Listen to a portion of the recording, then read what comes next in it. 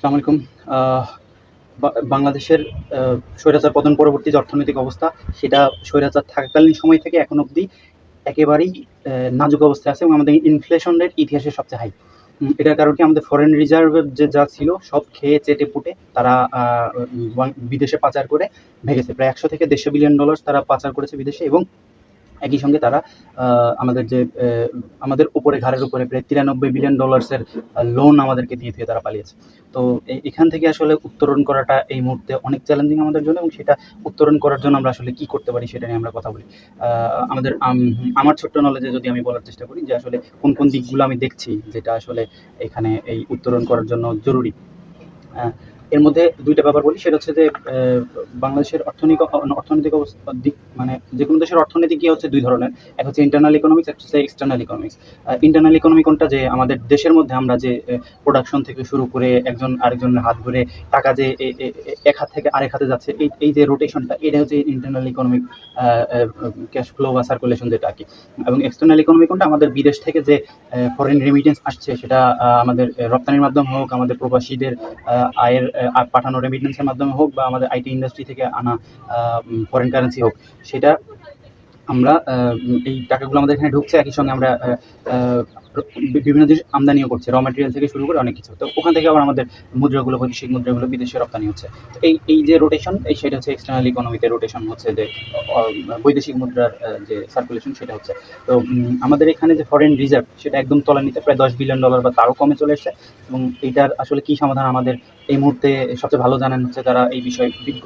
বা আর আমার জায়গা থেকে আমি যতটুকু পারি সেটুকু কয়েকটা বিষয় নোট করার চেষ্টা করবো, যে এই জিনিসগুলো করলে হয়তো আমাদের ইন্টারনাল এবং এক্সটার্নাল ইকোনমি মিলে পুরো ইকোনমিটা ঘুরে দাঁড়ানোর জন্য বেশ কাজে লাগবে। এর মধ্যে প্রথম বিষয় হচ্ছে যে ব্যবসা। দেশের মধ্যে যে ব্যবসা, সেটা এক্সপোর্টের জন্য হোক বা দেশের মধ্যেই সেল করার জন্য হোক, এই ব্যবসাটা ইজি করতে হবে। ইজ অফ ডুইং বিজনেস নামে একটা ইন্ডেক্স আছে, ইন্টারন্যাশনাল ইন্ডেক্স। এটা যদি আমরা দেখি, এই ইন্ডেক্সের আলোকে যদি আমরা আমাদের ব্যবসা সহজীকরণ করার জন্য যা যা করতে হয় সেটা করি, তাহলে কিন্তু ইজিলি আমাদের দেশে নতুন নতুন ব্যবসায়ীরা ব্যবসা চালু করতে পারবে। এবং এর মাধ্যম দিয়ে যারা রপ্তানিমুখী যারা ব্যবসা করবে তারা রপ্তানি করতে পারবে, এবং যারা দেশের মধ্যে জিনিস সেল করবে তারাও, তাদের জন্য এটা সহজে করা সম্ভব হবে। এর জন্য কি করা যেতে পারে, সর্বপ্রথম হচ্ছে লাইসেন্সিং।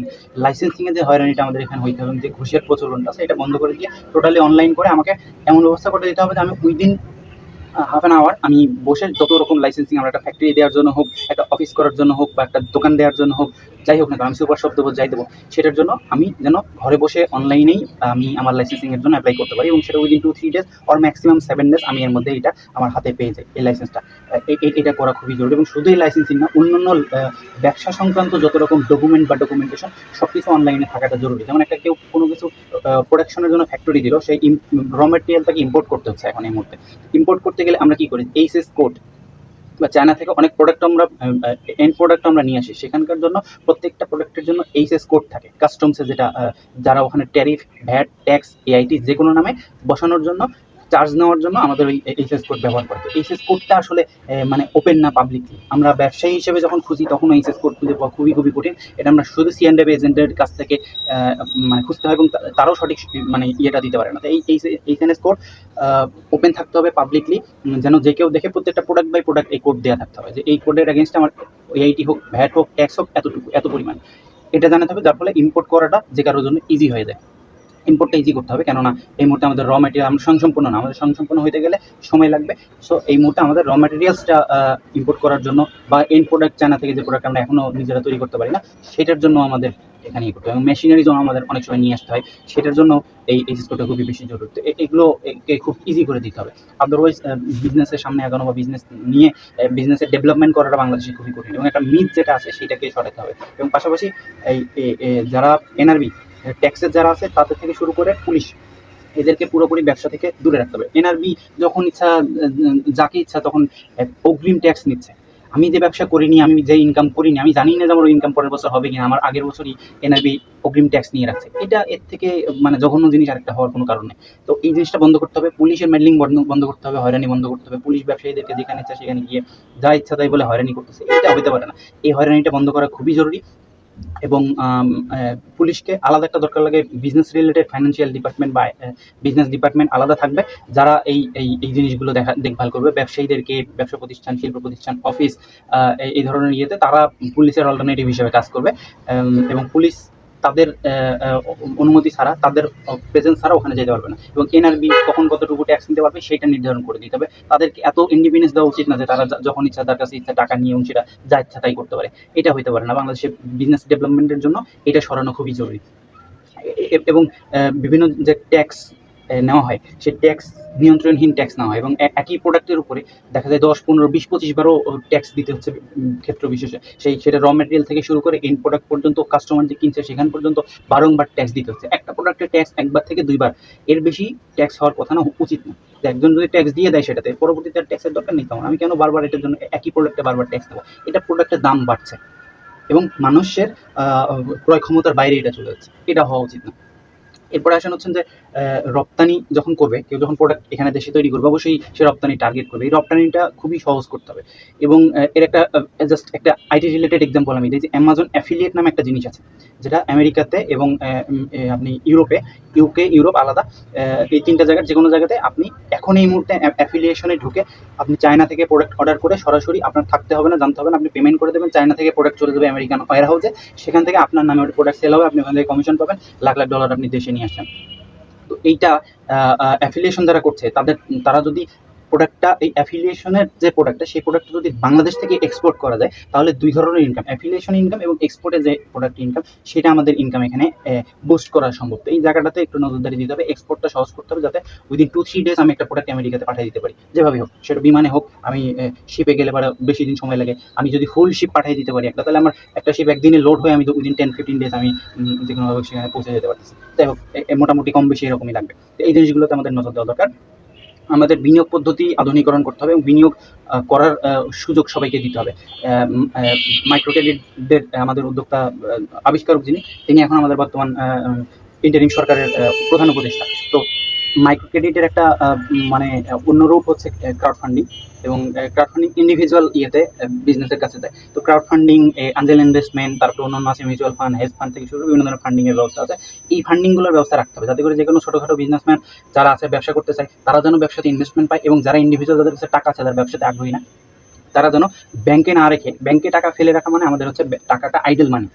টাকাটাকে যদি আমরা খাটাতে না পারি, তাহলে আসলে ব্যাংকে টাকা রেখে শুধু সুদ ভিত্তিক আমাদের আসলে খুব বেশি আমরা বেশি ডেভেলপ করতে পারবো না। এই জন্য ইনভেস্টমেন্টের ব্যবস্থা রাখতে হবে, যার ফলে, এবং এটা সিকিউরড ইনভেস্টমেন্ট যাতে হয়, সেই ধরনের একটা পলিসি আমাদের তৈরি করে সিকিউরড ইনভেস্টমেন্টের ব্যবস্থা আমাদের রাখতে হবে। তাহলে আমাদের পক্ষে এটা সম্ভব হবে যে বেশি বেশি ব্যবসা বুস্ট করা। এবং ইন্টারনালি আমি যখন যত বেশি টাকা রোটেট হবে, ইনভেস্টমেন্ট করা মানে ওখানে বিজনেস আসছে এবং বিজনেসের মাধ্যমে টাকাটা রোটেট হচ্ছে, ওখানে অনেকের জবের ব্যবস্থা হচ্ছে। তো সার্বিক দিক থেকে এই জিনিসটা একটা আলাদা আমাদের ইকোনমিকে বুস্টিং দেবে। এবং সেখান থেকে আমরা যদি এক্সপোর্ট করতে পারি, সেটা আমাদের ফরেন কারেন্সি দেশে নিয়ে আসার সুযোগ দেবে এবং সেটার মাধ্যমে আমাদের ইনফ্লেশনটা কমে আসবে, আমাদের সব কিছু হাতের নাগালে চলে আসবে, নিয়ন্ত্রণে চলে আসবে। তো এই সব কিছু একটার সাথে আরেকটা ওতপ্রোতভাবে জড়িত। এখানে আবারও বলি যে পুলিশকে এইগুলো থেকে দূরে রাখতে হবে। পুলিশকে ব্যবসা বা ব্যবসা রিলেটেড এই টাকা পয়সা যেখানে আছে, সেখান থেকে পুলিশকে দূরে রাখা খুবই খুবই জরুরি। এটার জন্য যা যা করতে হয় সেটা করতে হবে। এখন আসেন 3টা ইন্ডাস্ট্রি আমাদের, যেটা সবচেয়ে গুরুত্বপূর্ণ, যেখানে সবচেয়ে বেশি ফরেন কারেন্সি আমাদের আসছে, সেটা হচ্ছে গার্মেন্টস ইন্ডাস্ট্রি। এবং গার্মেন্টসের পাশাপাশি আমরা লেদার ইন্ডাস্ট্রি এবং কিছু চিংড়ি বা এই ধরনের যে প্রোডাক্ট, পেরিশেবল প্রোডাক্ট, কৃষি রিলেটেড প্রোডাক্ট, সেগুলো আমরা কিন্তু আস্তে আস্তে এখানে, তো ওই গার্মেন্টসের পাশাপাশি ওই ইন্ডাস্ট্রিগুলোতে আমাদের ডেভেলপমেন্ট বাড়াতে হবে। এবং গার্মেন্টস ইন্ডাস্ট্রিকে, টেক্সটাইল ইন্ডাস্ট্রিকে আমাদের স্বয়ংসম্পূর্ণ করাটা খুবই জরুরি। আমরা যে কোনো প্রোডাক্টের জন্য কিন্তু আমরা র ম্যাটেরিয়ালের জন্য, যেমন বোতাম বা এইসব কিছু, আমরা কিন্তু বাইরের উপরে, চায়নার উপরে নির্ভর করি। একটা লেস পিতার জন্য আমরা চায়নার উপরে নির্ভর করি। আমাদেরকে চেষ্টা করতে হবে যে এমন একটা পলিসিতে নিয়ে আসতে হবে যাতে আমরা এই টেক্সটাইল ইন্ডাস্ট্রিতে, গার্মেন্টস ইন্ডাস্ট্রিতে আমরা স্বয়ংসম্পূর্ণটা হইতে পারি। এটা আমাদের পক্ষে সহজ হয় এবং যার ফলে আমাদের ওই গার্মেন্টস ইন্ডাস্ট্রিতে নিজস্ব একটা গ্রিপ আসবে এবং আমাদের যে এক্সপোর্টের যে আয়, সেটা অনেক বেড়ে যাবে। কারণ আমাদের ওই ইম্পোর্ট করতে গিয়ে যে খরচটা হচ্ছে, সেটা আর হবে না। আর এখানে যেটা করতে হবে সেটা হচ্ছে যে দেশীয় ব্র্যান্ড তৈরির জন্য সুযোগ দিতে হবে যারা মাল্টি ন্যাশনাল হতে চায়। আমরা খুব ভালো ভালো মানের প্রোডাক্ট বানাই, এই ধরনের প্রোডাক্ট বানাই, তো এই প্রোডাক্টগুলো এটা হচ্ছে যে আমাদের দেশের একটা ব্র্যান্ড, ছোটো ব্র্যান্ড কিন্তু প্রোডাক্ট অনেক ভালো। আমি পরে এটা খুবই স্বাচ্ছন্দ্য বোধ করি। এই প্রোডাক্টটা পরে আমার খুবই ভালো লাগে। কেন? এর প্রোডাক্টের কোয়ালিটি অনেক হাই, এর সুইং কোয়ালিটি অনেক হাই। তো এই ধরনের প্রোডাক্ট সারা বাংলাদেশে যদি ছড়ানো যায়, এটার নাম হচ্ছে ওয়ান উম্মা। তো এ ধরনের অনেক ব্র্যান্ড আছে, দিন আছে, ফ্যাব্রি লাইফ বের হচ্ছে, ফ্যাব্রি লাইফ আছে, এবং এই রিলেটেড অনেক ব্র্যান্ড আসতেছে, ছোটো ছোটো ব্র্যান্ড তৈরি হচ্ছে। তো তাদেরকে যদি সুযোগ দেওয়া যায়, সেটা লোনের মাধ্যমে হোক, ইনভেস্টমেন্টের মাধ্যমে হোক, এবং ইনসেন্টিভের মাধ্যমে হোক, যে তারা দেশের সহ পাশাপাশি বিদেশে যেন তারা অ্যাজ এ ব্র্যান্ড আমাদের টেক্সটাইল প্রোডাক্ট, গার্মেন্টস প্রোডাক্টগুলোকে এক্সপোর্ট করা যায়। নিজস্ব ব্র্যান্ড আইডেন্টিটি আমাদের ক্রিয়েট করা খুবই জরুরি।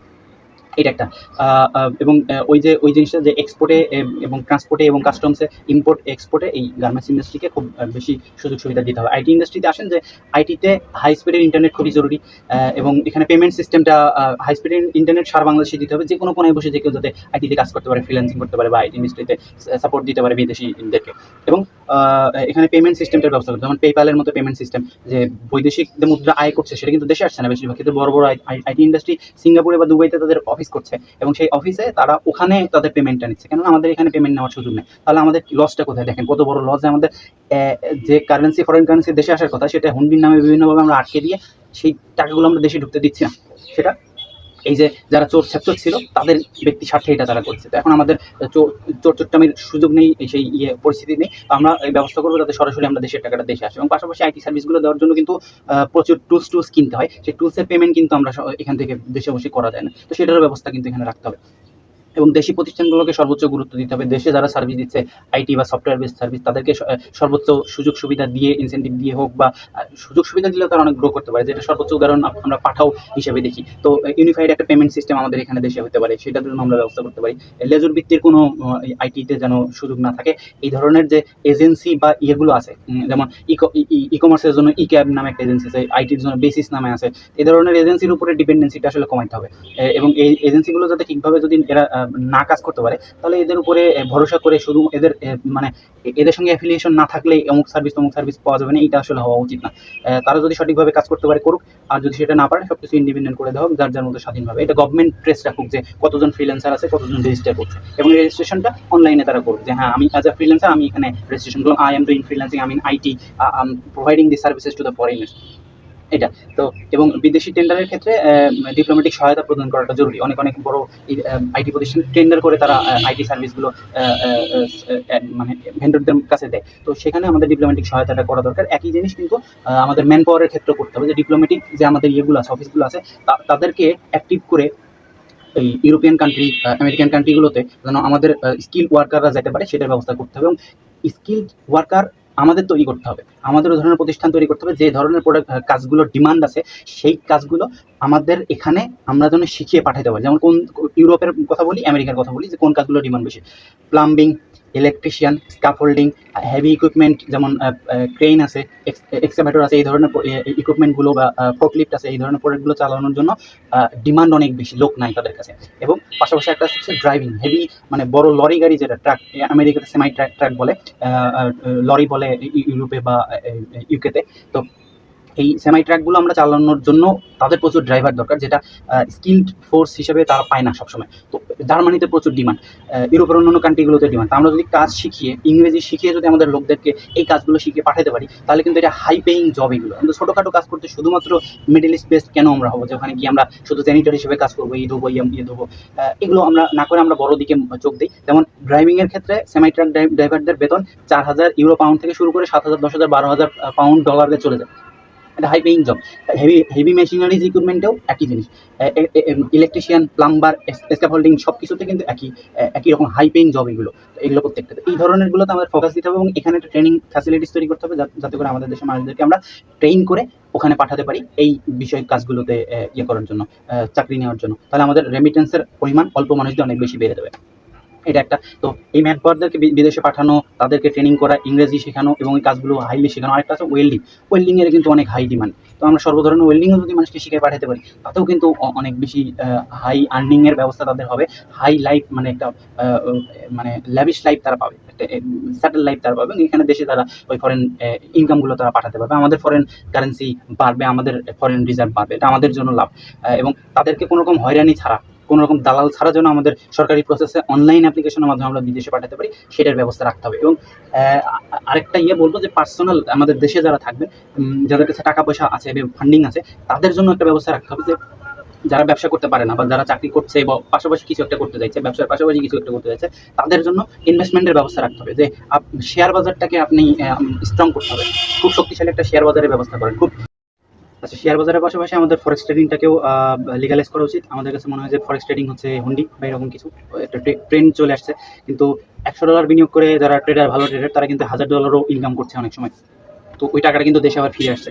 তো এ ধরনের বিভিন্ন রকম ইনকাম স্ট্রিম বা অপশন ওপেন রাখা উচিত এবং ওপেন মার্কেটে আমাদের ওপেন থাকা উচিত। আমাদের এত বেশি রিজার্ভ হওয়া উচিত না। আমাদের হুন্ডি করে আমরা দেশের মানুষকে ইনকামের পথ থেকে বিরত রেখে আমরা আমাদের চোরেরা $150 বিলিয়ন কিন্তু বাইরে অলরেডি পাচার করে ফেলছে। সো এখান থেকে আমাদের ভয়ের কিছু আসলে আর থাকার নেই। এরপরে যেটা আসে সেটা হচ্ছে মানুষকে বিভিন্ন অ্যাসেট ওন করার সুযোগ দিতে হবে, যেটা দিয়ে তারা বিভিন্ন একটা ইনকাম স্ট্রিম তৈরি করতে পারে, প্যাসিভ ইনকাম তৈরি করতে পারে। সেটা কি? যেমন মানুষকে একটা রিক্সা, একটা অটো বা একটা ট্যাক্সি আপনি ওন করার সুযোগ দেন, সেটা ভাড়ায় দিয়ে বা নিজে চালিয়ে সেখান থেকে একটা প্যাসিভ ইনকাম তৈরি করতে পারতেছে, বা অ্যাক্টিভ ইনকামই হোক। তো ভাড়ায় দিলে প্যাসিভ ইনকাম হয়। তো ওই ইনকাম স্ট্রিমটা যেন সে একটা মানে পার্শ্ব ইনকাম হিসেবে তার জন্য থাকতে পারে, সেটার একটা ব্যবস্থা করে দিতে হবে।